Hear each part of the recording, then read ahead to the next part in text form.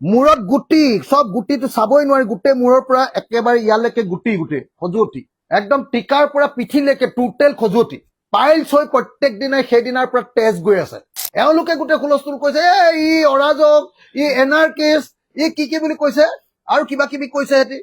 যে ই কি দিমাগী নক্সাল আৰু ই কি বুলি কৈ আছে কিন্তু মই যদি সেই বিধানসভাৰ টেবুলখনৰ ওপৰত নুঠিলোহেঁতেন আজি এই ডাঙৰ ইমান ডাঙৰ ডিজাষ্টাৰটোক অসমৰ মানুহে এনেকে বুজি পালেহেঁতেন নে মোক কৈ আছিলে এই টেবুলত উঠি এইটো কি অসভ্য এমএলএ আপোনালোকে নিশ্চয় দেখিছে যে আজি হিমন্ত বিশ্ব শৰ্মা যিজন মানুহ অসমৰ ইতিহাসৰ ইমান ডাঙৰ ডিভাষ্টেশ্যনটোক তেওঁ এনেকুৱা সৰু কৰি পেলালেহেঁতেন মই বিধানসভাত টেবুলৰ ওপৰত উঠি দিলো কাৰণে কাম হ'ল মই গোটেই অসমত হুলস্থুল লগাই দিলো কাৰণে কাম হ'ল মই গোটেই অসমত তেওঁ মোক ইনচাল্ট কৰি আছে যে তই পানীত কেনেকে পৰিলি নাৱৰ পৰা মই যি কৰিছো সেই গোটেইবিলাক কাম কাজৰ জৰিয়তে গোটেই অসমৰ গোটেই মানুহখিনি সজাগ হৈ গ'ল যে ইমান ডাঙৰ ডিভাষ্টেশ্যন মই লগে লগে মুখ্যমন্ত্ৰীক জনালো যে আপুনি কিয় খুলি নিদিয়ে আপুনিতো কৈ আছে পইচা আছে তেওঁ ক'লে কাইলৈ তোক ৰাতিপুৱাই খুলি দিম মই লগে লগে মুখ্যমন্ত্ৰীক ক'লো যে ডিচিক মই কম নে আপুনি খুলি দিব বুলি ক'লে কৈ দে মই খুলি দিম বুলি কৈছো খুলি দিম ডিচিক মই ৰাতিয়ে ফোন কৰি জনালো পিছদিনা 10টা বজাত মই মুখ্যমন্ত্ৰীলৈ আকৌ মেছেজ দিলো আপুনি খুলি দিলে নে তেওঁ ইয়েছ বুলি দিলে কিন্তু তাৰপিছত মই সুধিছো যে খুলি দিয়া নাই তাৰপিছত 12:30 বজাত তেওঁ নিজে মোলৈ ফোন কৰিলে ফোন কৰোঁতে মই ক'লো যে কি হ'ল দাদা এতিয়ালৈকে খুলি দিয়া নাই ক'লে তোৰ ডিচিয়ে উল্টা পুল্টা কৈ আছে তোৰ শুনি ল বুলি ডিচিৰ লগত মোক কনফাৰেন্স লগাই দিলে বহুতে মোক সমালোচনা কৰিছে বোলে তুমি হিমন্ত বিশ্ব গ'লে বোলে ইমান তেল মাৰিলা মই একো তেল মৰা নাছিলো নহয় আপোনালোকে ভিডিঅ'টো চোৱা নাই ভালকে অকল আপোনালোকে মছলা দিবৰ কাৰণে আৰু হিমন্ত বিশ্ব শৰ্মাক ভাল লগাবৰ কাৰণে বহুতে মই বহুত হিমন্তক ভাল ভাল মানুহ বুলি কৈছো কি কয় একদম এনেকুৱা মানুহ বুলি কৈছো বুলি সেই বাক্যটো অকল কাটি দিছে মই তাত কি ক'লো মই ক'লো বাক্যটো আপোনালোকে চাই ল'ব মোৰ ফেচবুকত দি থৈছো মই কৈছো যে প্ৰথমবাৰৰ কাৰণে জীৱনত মানুহটোক মই বোকাত নমাইছো পানীত নমাইছো আৰু 70 বছৰৰ ভিতৰত তেওঁই প্ৰথম পানীত নামিছে মই নমাইছো আৰু মোৰ মন আছিলে সেইদিনাটো গেলা পানীত নমোৱালো মই ইমান দূৰলৈকে মোৰ মন আছিলে একদম গেলা বোকা এটা পৰিয়ালৰ ভিতৰত লৈ যাব কিন্তু ডিচি আৰু বিমল বৰাই প্লেন কৰি বেলেগ ফালে লৈ যোৱাৰ কাৰণেহে সেইদিনা নহল হিমন্ত বিশ্ব শৰ্মা কি ঐ পুলিচ ঐ ডিচি এনেকে ক'লে এইটো আশীৰ্বাদ গোসাঁই ঘৰৰ নিৰ্মালী নিচিনাকে ল'ব আৰু মই যেতিয়া কৈছো যে কিয় নাপাবা দিবই লাগিব মই তাত এটা অসভ্য শব্দ কৈছো নেকি বিতৰ্কটো হ'ল যে মই সেইদিনা পৰহিৰ দিনা আমাৰ ডিচি সাহেবক অকমান টানকে ক'লো আমাৰ কি ডিচি বুলি কয় আমাৰ নামটো আছিলে তেখেতৰ মৃদুল যাদৱ মই মৃদুল যাদৱক অলপ টানকে ক'লো মৃদুল যাদৱক টানকে কোৱাটোত মোক বেয়া পাইছে এতিয়া কিন্তু মোক এটা কথা কওক যে যিটো সমষ্টিৰ বিধায়কজনৰ সমষ্টিত 80% মানুহৰ ঘৰ দুৱাৰ শেষ হৈ গৈছে সেই সমষ্টিৰ বিধায়কজনে তৎকালীন সাহায্য তৎকালীন emergency one time financial help emergency তৎকালীন সাহায্য টকা 15,000 যদি এমাহ 4 দিনলৈকে বা সেইদিনা যিদিনা কৈছিলে 3 দিন এমাহ 3 দিনলৈকে যদি নাপায় তেতিয়াহ'লে মই জনপ্ৰতিনিধি ৰূপে তাত হস্তক্ষেপ কৰিব লাগিব নে নালাগে মোক এডিচিয়ে ক'লে শিৱসাগৰৰ যে অসমৰ মুখ্যমন্ত্ৰী অকল 1 লাখ মানুহৰ পৰিয়ালৰ কাৰণেহে 15,000 টকাটো খুলি দিছে কিন্তু আমাৰ শিৱসাগৰ জিলাতে অকল শিৱসাগৰ জিলাতে পুৰা 1 লাখতকৈ বেছি মানুহ ক্ষতিগ্ৰস্ত হৈছে গতিকে এতিয়া যদি সেইটো লক খুলি নিদিয়ে এছডিএমআৰ ASDMA Assam state disaster management authority SDMA যদি সেই লকটো খুলি নিদিয়ে ৱেবছাইটটো তেতিয়াহ'লে আৰু নতুন মানুহক আমি দিব নোৱাৰো এনেকে ক'লে মোক মই লগে লগে মুখ্যমন্ত্ৰীক জনালো যে আপুনি কিয় খুলি নিদিয়ে, আপুনিতো কৈ আছে পইচা আছে। তেওঁ ক'লে কাইলৈ তোক ৰাতিপুৱাই খুলি দিম। মই লগে লগে মুখ্যমন্ত্ৰীক ক'লো যে ডিচিক মই কম নে আপুনি খুলি দিব বুলি। ক'লে কৈ দে, মই খুলি দিম বুলি কৈছো, খুলি দিম। ডিচিক মই ৰাতিয়ে ফোন কৰি জনালো। পিছদিনা 10টা বজাত মই মুখ্যমন্ত্ৰীলৈ আকৌ মেছেজ দিলো, আপুনি খুলি দিলে নে? তেওঁ য়েছ বুলি দিলে, কিন্তু তাৰপিছত মই সুধিছো যে খুলি দিয়া নাই। তাৰপিছত 12:30 বজাত তেওঁ নিজে মোলৈ ফোন কৰিলে। ফোন কৰোঁতে মই ক'লো যে কি হ'ল দাদা, এতিয়ালৈকে খুলি দিয়া নাই। ক'লে তোৰ ডিচিয়ে উল্টা পুল্টা কৈ আছে, তোৰ শুনি ল বুলি ডিচিৰ লগত মোক কনফাৰেন্স লগাই দিলে। ডিচিয়েটো কৈ আছে যে 8,000 10,000 মান মানে ৰিজেক্ট হৈছে, কিবা ডুপ্লিকেট হৈছে। গতিকে এইবিলাকৰ পৰা আমি সেই 8,000 মান পাই যাম, গতিকে মোটামুটি মিলাই দিব পাৰিম। আৰে ভাই, মই নিজে গম পাইছো, তেওঁ নিজৰ এডিচি জনে মোক কৈছে। আৰু এইটো কবলগীয়া কথা নেকি? দিছে 1 লাখ, মানুহৰ ক্ষতি হৈছে 2,85,000 মান পৰিয়াল, দিছে 1 লাখৰ কাৰণে। তেতিয়াহ'লেতো এইটো চিম্পল কথা এটা। মই মুখ্যমন্ত্ৰীৰ জৰিয়তে সেইটো লকটো খোলাই দিব খুজিছো, ডিচিয়ে কৈছে যে এইটো নালাগে, মই আপোনাক ইয়াতে মিলাই দিম। তাৰমানে তেল মাৰিবৰ কাৰণে, মুখ্যমন্ত্ৰীক তেল মাৰিবৰ কাৰণে এইটো কৈছে। মই শুনি আছো ফোনটোত, মোক কনফাৰেন্স লগাই দিছে, মই শুনি আছো ফোনটোত। তাৰ পাছত যেতিয়া এইটো ক'লে, মই মুখ্যমন্ত্ৰীক ক'লো যে এইটো নহ'ব দেই, মোক খুলি দিবই লাগিব। মোৰ যদি এটা পৰিয়ালৰ নাপায়, কিন্তু মই জেং কৰিম, মই দাদা জেং কৰি দিম। কিন্তু মই এনেকৈ কৈছো,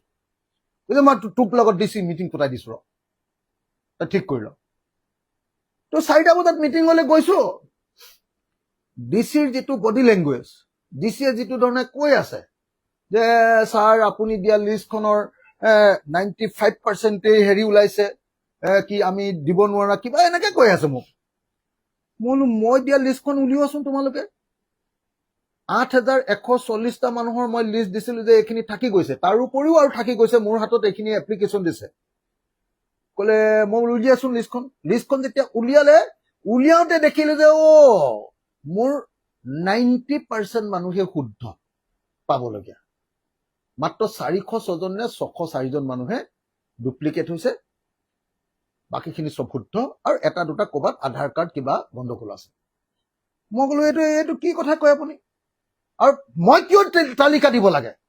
কামটো আপোনাৰহে, কোন কোন মানুহ ক্ষতিগ্ৰস্ত হৈছে দিয়াৰ দায়িত্ব আপোনাৰ। আপোনাৰ গাঁওবুঢ়া আছে, চিষ্টেম আছে, আপোনাৰ ৱাৰ্ড মেম্বাৰ আছে, আপোনাৰ মণ্ডল আছে, আপোনাৰ টিচাৰ আছে, চাৰ্ভেয়ৰ আছে, আপোনাৰে কৰিব লাগে, মই কিয় তালিকা দিব লাগে?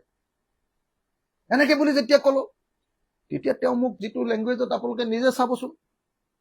একদম IS-ৰ ভেমটোত যি ধৰণৰ বডি লেংগুৱেজ তেওঁ, মই তেতিয়া কৈছো, টানকে কৈছো। আৰু মই আপোনালোকক খাটাং কৰি আকৌ এবাৰ কওঁ, আজিৰ দিনটোত আজি ৰাতি 12টা বজাৰ ভিতৰত শিৱসাগৰ সমষ্টিৰ প্ৰত্যেকটো ক্ষতিগ্ৰস্ত পৰিয়ালে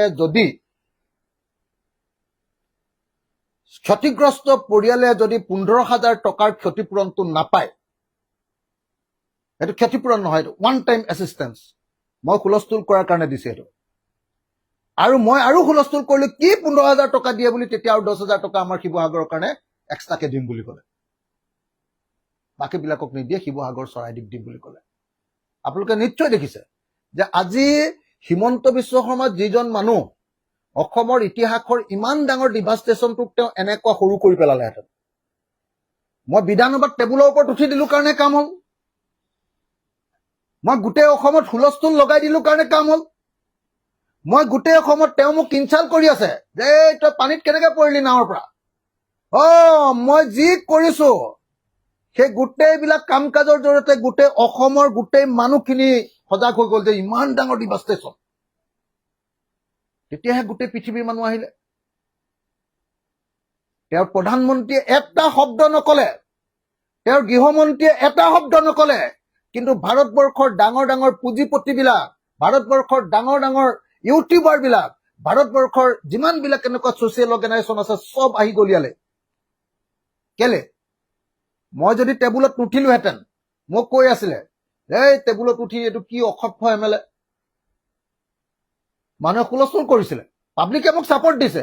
এওঁলোকে গোটেই হুলস্থুল কৈছে, ই অৰাজক, ই এনাৰ্কিষ্ট, ই কি বুলি কৈছে, আৰু কিবা কিবি কৈছে সিহঁতি, যে ই কি দিমাগী নক্সাল, আৰু ই কি বুলি কৈ আছে কিন্তু মই যদি সেই বিধানসভাৰ টেবুলখনৰ ওপৰত নুঠিলোহেঁতেন আজি এই ডাঙৰ ইমান ডাঙৰ ডিজাষ্টাৰটোক অসমৰ মানুহে এনেকে বুজি পালেহেঁতেন নে মই যদি হাফ পেণ্টটো পিন্ধি মূৰত গুটি সব গুটিটো চাবই নোৱাৰি গোটেই মূৰৰ পৰা একেবাৰে ইয়ালৈকে গুটি খজুৱতি একদম টিকাৰ পৰা পিঠিলৈকে টোটেল খজুৱতি পাইলছ হৈ প্ৰত্যেক দিনাই সেইদিনাৰ পৰা তেজ গৈ আছে হা মই যদি এইটো নকৰিলোহেঁতেন হিমন্ত বিশ্ব শৰ্মাইটো ইমান কণ কৰি পেলালেহেঁতেন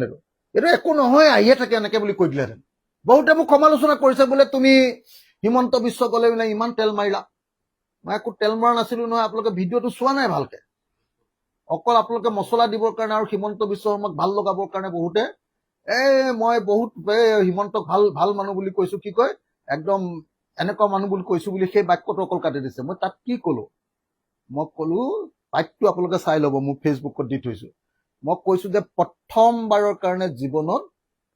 মানুহটোক মই বোকাত নমাইছো পানীত নমাইছো আৰু 70 বছৰৰ ভিতৰত তেওঁই প্ৰথম পানীত নামিছে মই নমাইছো আৰু মোৰ মন আছিলে সেইদিনাটো গেলা পানীত নমোৱালো মই ইমান দূৰলৈকে মোৰ মন আছিলে একদম গেলা বোকা এটা পৰিয়ালৰ ভিতৰত লৈ যাব কিন্তু ডিচি আৰু বিমল বৰাই প্লেন কৰি বেলেগ ফালে লৈ যোৱাৰ কাৰণেহে সেইদিনা নহল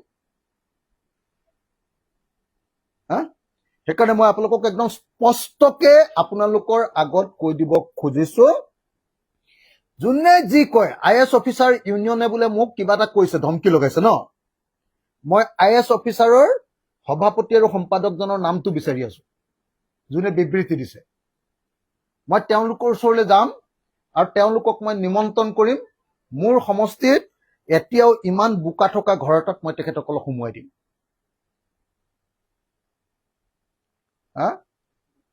তাৰপিছত সেই মানুহ ঘৰে এতিয়ালৈকে যে 15,000 টকা পোৱা নাই